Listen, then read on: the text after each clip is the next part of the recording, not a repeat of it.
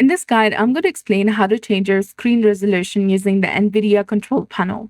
So first, right-click on your home screen, and here select NVIDIA Control Panel and open it.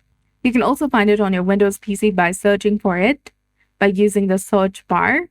Now navigate to the resolution settings from the left-hand side of the screen, which says Change Resolution.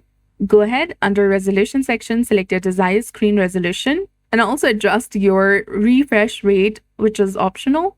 If needed, use the drop-down menu to change the refresh rate as well.